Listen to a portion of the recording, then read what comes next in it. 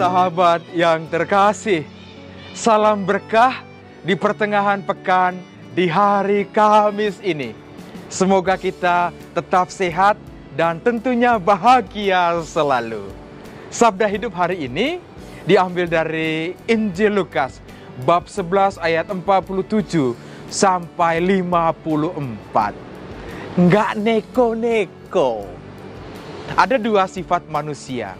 Yang pertama itu, kalau orang melakukan kesalahan, dia blak-blakan, ngomong langsung di depan mukanya. Saya masih ingat dulu, seorang pastor waktu kami di seminari menengah, ketika kami melakukan kesalahan, itu tanpa pikir panjang, dia ngomong ini yang salah, ini yang perlu diperbaiki. Dan kami merasakan teguran itu sebagai sesuatu yang membuat kami sungguh-sungguh berubah. Dan kami sangat menghargai pastor ini.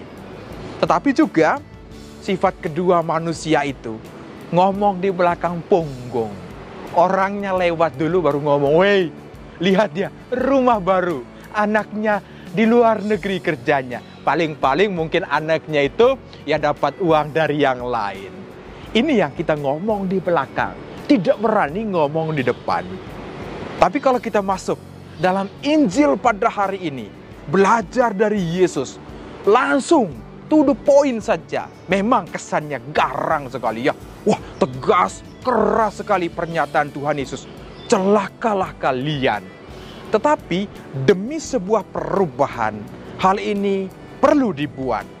Yesus sama sekali artinya dia tidak membenci orang-orang Yahudi, ahli-ahli Taurat, orang-orang Farisi, sama sekali tidak.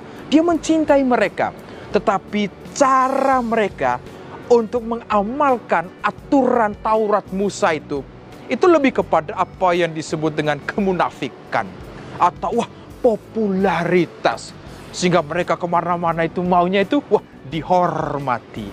Sementara aturan yang menekankan hati, cinta kasih, itu sama sekali itu mereka tidak peduli. Karena itu Yesus dengan pernyataan yang sangat keras sekali.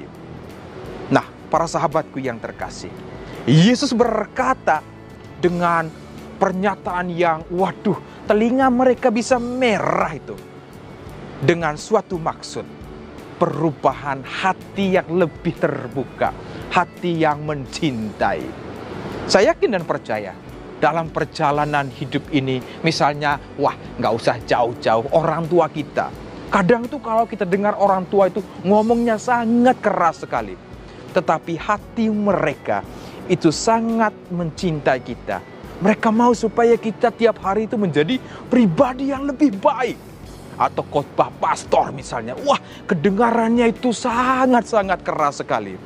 Tetapi untuk sebuah pertobatan, misi inilah yang lebih diutamakan. Di dalam kitab suci, para nabi datang dengan pernyataan yang sangat keras untuk orang-orang Israel. Dan pernyataan yang sama kita alami dalam perjalanan hidup ini. Bagi saya, perlu sebuah keterbukaan, kerendahan hati untuk menerima kritikan sebagai jalan baru untuk sebuah perubahan. Jangan pernah melihat, orang kritik, langsung kita itu gimana ya, minder, nggak berkembang, kritikannya terlalu pedas gitu. Tetapi lihat di sisi positifnya. Langsung ngomong to the point supaya kita mengalami sebuah perubahan. Kalau hidup kita itu semuanya itu lumpur dosa bergabung di situ dan kita tidak melangkah, maka sulit untuk mengalami sebuah pembebasan.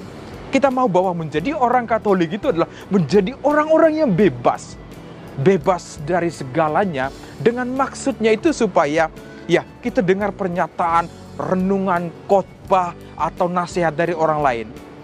Kedengarannya memang tidak mudah, tetapi saya mau katakan perlu keterbukaan kerendahan hati untuk sebuah perubahan. Kalau kita tutup diri buat pagar dengan alasan semuanya ke diri, maka kita tidak menjadi pribadi yang berkembang, pribadi yang bebas. Karena itu jadilah orang-orang Katolik itu yang orang yang bebas, nggak neko-neko, langsung saja to the point, seperti yang Tuhan Yesus tunjukkan kepada saya dan para sahabat. Karena itu mari di pertengahan pekan ini, apapun yang kita alami, Perubahan itu perlu dari dalam diri. Kerendahan hati untuk menerima itu membuat kita menjadi pribadi yang wow, bebas. Senyuman karena setiap hari sungguh-sungguh dibantu, dibaharui untuk sebuah hati yang lebih baik lagi. Sabda Tuhan, sabda hidup. Tuhan Yesus memberkati, Bunda Maria merestui. Amin.